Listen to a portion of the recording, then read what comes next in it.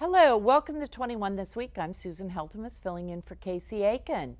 This week, another earthquake in Virginia. Early voting has begun, and a look at overlooked races. Political junkies, listen up as we parse the races, winners and losers. Joining us today to discuss this and more is a panel of political observers to share their insight. Democratic activist Rich Parsons, Breitbart contributor Eric Cary, Republican activists Liz Rubin and Henry Hailstock, past president of the Montgomery County branch, NAACP. Please come right back after this short break.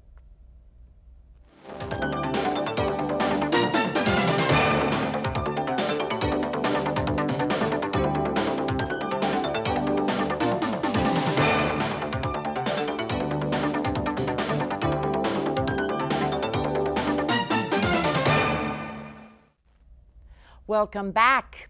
Seismic, earthquake, shocker, cataclysmic. There was not a natural disaster this week, but the majority leader in the U.S. House of Representatives was defeated in Virginia's 7th Congressional District. Never in American history has a majority leader been defeated in a primary, but Eric Cantor lost to Tea Party member Dave Bratt, a professor at Randolph-Macon College. Liz, what does this mean for the future of more moderate Republicans across the nation? Well, Susan, it means that the Republican Party is possibly changing, and it means for anyone, you never know that you think you have the race in the bag. It's not over till the polling's done.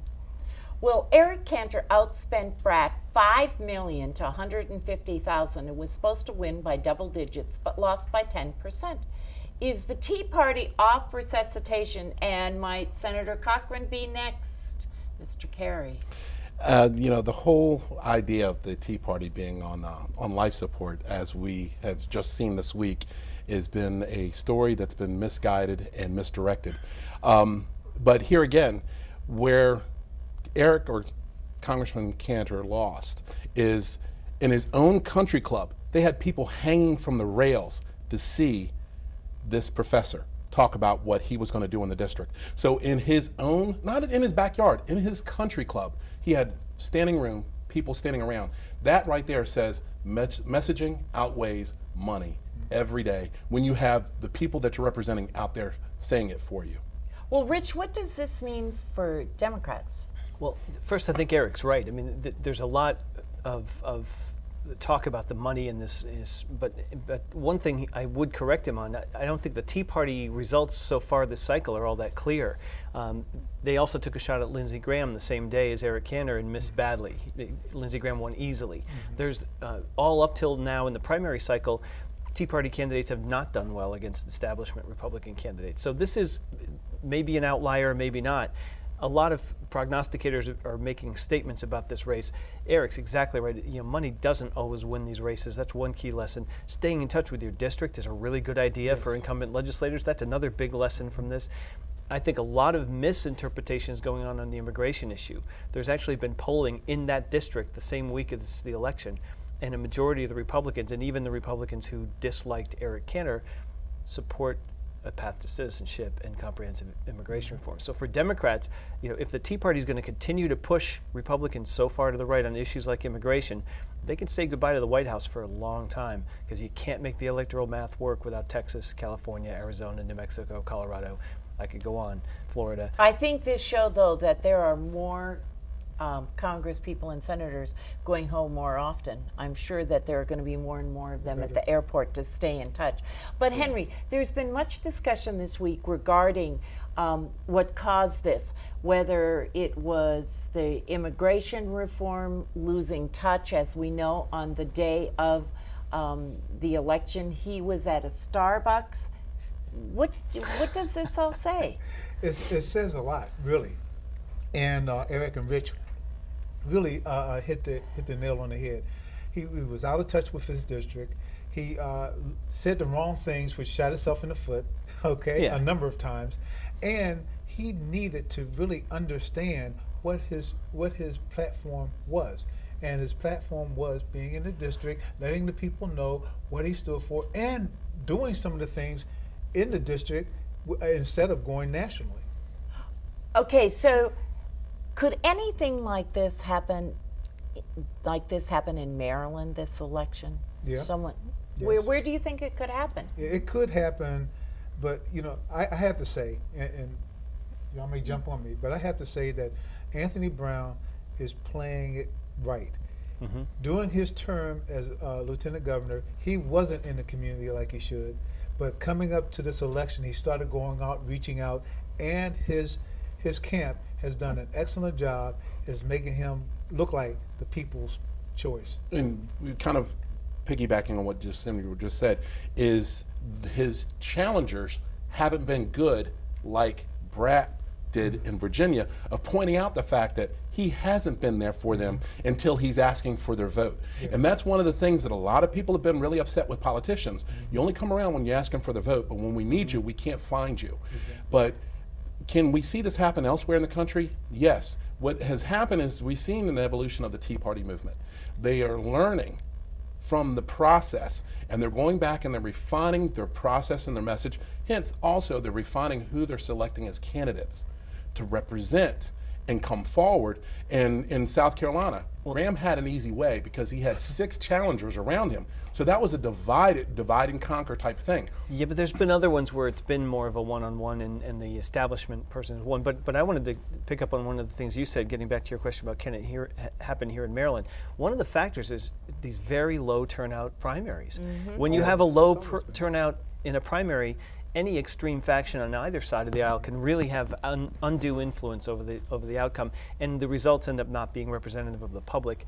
So I think you see a lot of this right now, and there's a huge anti-incumbency feeling. There's great frustration with members of Congress, with leadership, and Eric Cantor couldn't have been more Republican leadership. And what does the Republican leadership have in the polls for approval ratings? About what, 10%, 15%? Right. I mean, But I think in Maryland, he was all at of the the tip of the spear of Republican leadership, which is a reviled institution in this country But the today. incumbents in Congress Well, I in don't- Maryland, I think, will Well, all in be Congress, back. that may be, but I was just pick up on what you were saying about the gubernatorial candidates. I was actually at a debate where Lieutenant Governor Brown wasn't there, and the people could see that the challengers were doing a good job, and I could sense that they were doing spending a lot of time, especially Heather Mazier, campaigning with the people, and when they gotta do, they cut off connect. right People there. People do connect with her. Okay, so we got to keep going. I don't think. So you don't know. Well, that's true. You don't know. One of the most watched races, though, in Maryland has got to be the Democratic race for Attorney General. Early voting started this week, and the momentum seems to be swaying towards Montgomery County State Senator Brian Frosh, as he has come in striking distance of his opponent, Delegate John Carden, according to the most recent polls. Rich, Brian Frosh has led in endorsements and in money, and he's gotten the Post and the Sun, as well as Executives Baker and Leggett, Congressman Van Hollen and Delaney, Governor O'Malley, and almost every other past and current elected official. But can that money, et cetera, get past the enigmatic name Carden? Well, the polls have been real interesting on this race because they've shown John Carden with a pretty sizable lead throughout, from the beginning right up until recently. Brian Frosh, however, lately has closed that gap pretty significantly and pretty steadily. So it's going to be a real interesting kind of Donnybrook down here to the end, and to see who comes across the line first. I think it could go either way. John Carden is well regarded. His name has a lot of cachet in Maryland. Brian Frosh is well regarded here in this part of the state, not very well known in the rest of the state. So we'll see how the Baltimore vote turns out, how the Montgomery County vote turns out. And, we were just talking on the last issue about turnout.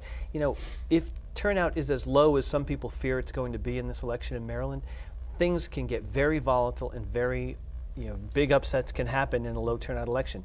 So, and sometimes things can go to a fringe candidate. Now, neither of these is a fringe candidate. I agree with you But about that we've low got to make turnout. sure the turnout, if the turnout is decent, I think the polls will be borne And out. for Brian's sake, I think that if Montgomery turns out in large numbers, That will and I help think Frosh. Yeah. I would bet 95% of the voters in Montgomery County will vote for Brian Frosh.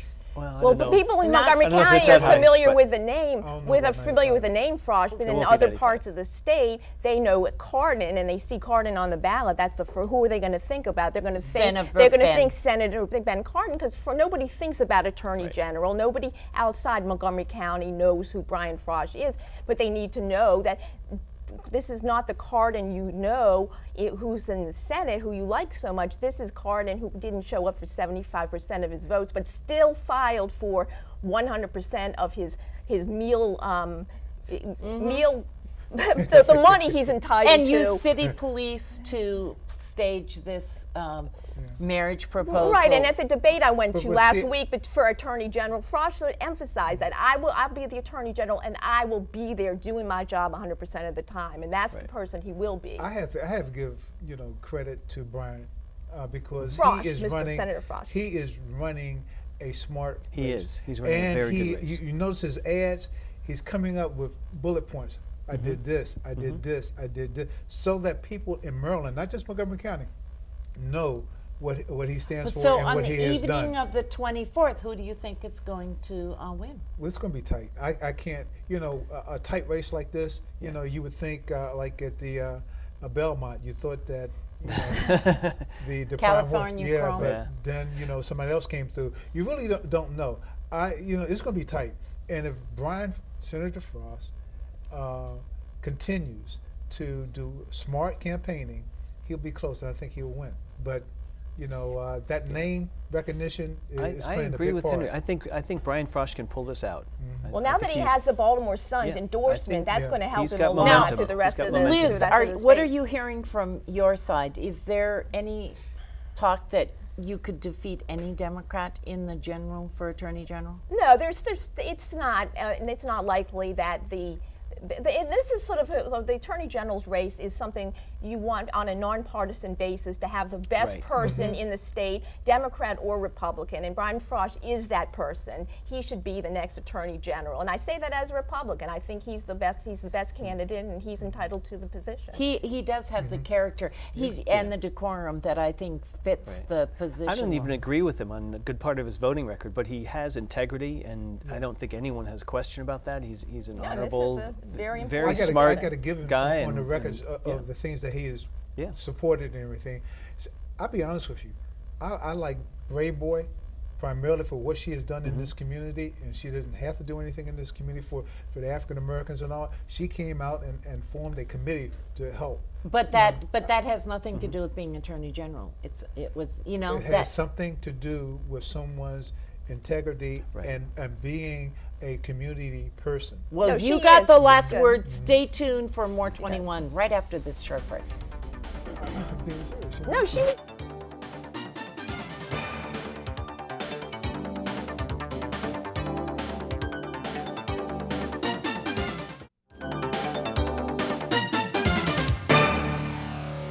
Every year we go to the polls and vote for sitting judges, but let's face this, not too many people have a clue about this nonpartisan race. Sitting judges Gary Baer, Audrey Creighton, Nelson Rupp Jr., and Joan Ryan are being challenged by Daniel Patrick Connell. Liz, as a lawyer, can you fill us in how individuals become sitting judges? Well, Susan, it's a very grueling process to become a sitting judge, to become appointed by the governor. If you're a attorney in good standing, you put your name in, you file for this position, and you go through what's called a vetting process. And when there's a series of interviews, and they review your record, and you go through, you try to get the nomination and endorsement of many bar associations, Franklin Bourne, Women's Bar Association, and many more.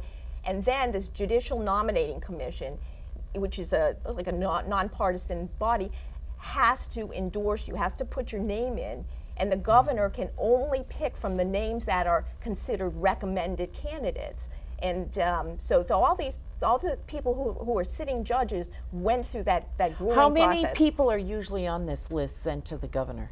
Well, it's usually no more than 3 or 4 per And then per position, and then and if there's not, and if the governor's not satisfied with that, he can say, well, try again, and sometimes they repost the position so more people can apply. But it's very difficult, particularly in a county like Montgomery County, to make it to be appointed by the governor. Now, Rich, do you know anything about this challenger Connell? Yeah, Daniel Patrick Connell has not gone through this process that Liz just described. He didn't put his name through as one of the names that has gone to the governor, and he hasn't been vetted by his colleagues to a degree. He's really running as kind of the people's candidate, as he calls it. He's an interesting guy. He's born and raised here in Montgomery County, in Poolesville, and a U.S. Marine and an Iraq War veteran. He's been a trial attorney here in the state of Maryland. And he's making a vigorous run. Now, Henry, many of us have heard about Judge Creighton. She was just appointed in February, and she's made the news when she was abducted by her boyfriend, a former client, when she was a public defender, then lied about it to the police. He was caught in Florida. She's on leave from the bench. Do you know do people know about all this? Actually, the general public really doesn't. They don't really know what's going on with her, but for those who followed the career and are looking to educate themselves on voting, I found out a number of things that concerned me, and for her to be on the bench after not just what happened in the news recently, but what has happened in the past. So maybe the vetting process didn't work so well. So do voters really care about all this, Eric? Well, they don't care until it hits them in the face like a bad smelling herring, and this is one of those cases, and because this is the person that can make the decision, in any one of us sitting here, and that can make the decision to change our lives considerably, and in some cases permanently. So we need to kind of take a look, because do we want people of character? And on that note, character, we've got to go on or we aren't going to have a rest of our show. So with early voting starting this week, a Washington Post poll showed that Larry Hogan and Anthony Brown are the likely nominees for governor come this November election. Eric, does Hogan have the support of enough people to get the nomination? It appears so. In that way, you see his advertising, what he's doing on TV, and he's doing that throughout the state. And he, of the candidates, he's running probably the smartest campaign out of all the challengers on the Republican side. Does he have the most money too? Oh yeah, by far. Okay, now Henry, ultimately, is Anthony Brown going to become the first Black Democratic nominee to run for governor? Oh, a nominee? I believe so. Primarily, if he continues running the smart campaign that he's doing now, yes, he will. And I think this banter back and forth in the media with them telling bad news is for each one of them, I think it's making really Gansler look bad. So I do believe that Anthony will be the nominee to run against Hogan, although that's going to be a tight race between Hogan and Brown. It really is. Yeah. Rich, what are your observations about this race? Well, I mean, the polling is showing Brown really pulling away, but usually you'd see a candidate in his position sticking to the high road and talking about issues and his profile. And what I see on TV lately is all these pretty poorly done negative attack ads on Doug Gansler. Yeah. That's not what a smart campaign typically does. I hate to disagree. I think Brown's been very smart up to this point, but I think he should probably be talking about himself more than his opponent if he's got a double-digit lead. So see, that's what I don't like about Brown, and that's the problem I have with Gansler with some of the things that he has done.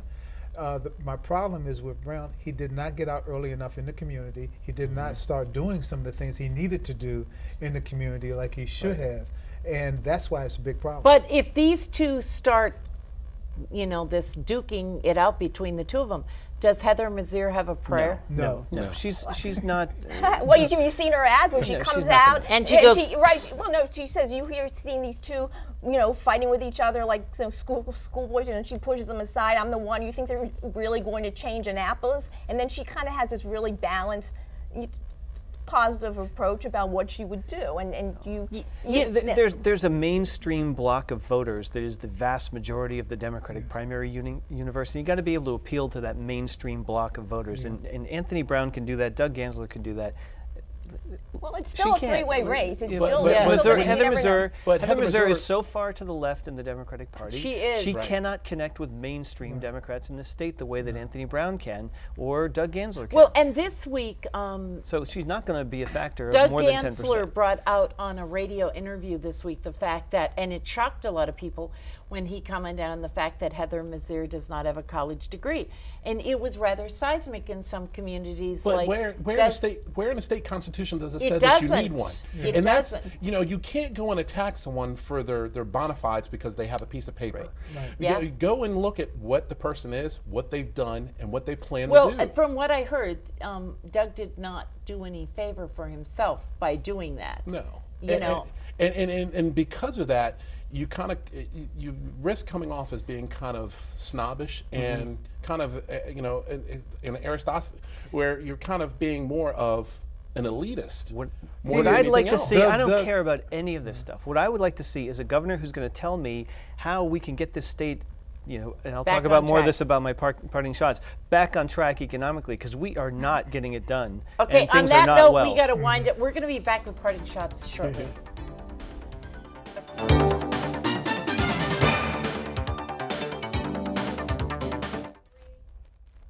Now with parting shots, Rich. Well, this week the Daily Record reported some new statistics that I think are pretty alarming for the state of Maryland from the National Bureau of Economic Statistics, and it shows that Maryland is now 49th in economic growth, only above Alaska. All of us who have been involved in the business community here have seen continued signs of stagnation. We're just not recovering as quickly in this state as we are elsewhere. And what I'd really like voters to do for the next week or so until this June 24th primary election is do some talking to these candidates. I'm not hearing enough on the stump. I'm not hearing candidates talking about the most urgent priority that I see out there, which is getting Maryland's economy back on track. I don't want to be 49th in economic growth at this time next year. Let's start putting some pressure on these candidates between now and June 24th, and please get out and vote. Absolutely. Eric. What I'd like to say is what we saw in Virginia happen this week is actually very exciting for anybody that's a regular citizen to see a guy knock off the second most powerful Republican within Congress and basically take his seat in the nomination. Should be a flair for anybody throughout the county and the state and the country to get involved in politics, because they're nobody special. They're just like you and me. And let's basically get involved and let's make it happen and let's make a change. Okay, Liz. It's nice to have you here again, Liz. Well, today. thank you. It's a joy to come here from Annapolis. I just have to bring my bag to go shopping. I get 25 cents. To pick up on what Rich said, I think the candidate who has been saying to the members of the public how business is going to be improved in the state of Maryland is Larry Hogan. And I think the more the Democrats have this fighting amongst themselves about you did this, you did that, the person who's rising above it at all early and looking very strong and very governor-like is Larry Hogan. Assuming he wins the Republican primary, the Democrats better watch out. Henry, your last. Okay. People don't realize, and I have a problem with that there are 32 African Americans running for political positions here in the state of Maryland and Montgomery County. And you don't know this primarily because the media has not covered the majority of them, and that's a problem. In order for you to know their credentials, you need to be able to see it, hear, and read what they can and will be doing for us. A number of those candidates, as Rich indicated, is talking about small business, economic development. But you would not know that. It took the NAACP to introduce them at a press conference. However, no one from media showed up, and that's a big problem. You need to get educated. The only way you're going to do that is get out and make sure you understand who is running for office for you. Thank you. And read your literature. If your mailbox is anything like mine, it's filled right now. Thank you for joining us this week. Remember, as Rich said, early voting continues through June 19th at 9 locations. We look forward to seeing you next week from Montgomery County's hardest hitting political talk show. Until then, follow us on Twitter, like us on Facebook, or watch us on YouTube. For 21 This Week, I'm Susan Heltemes. Bye for now.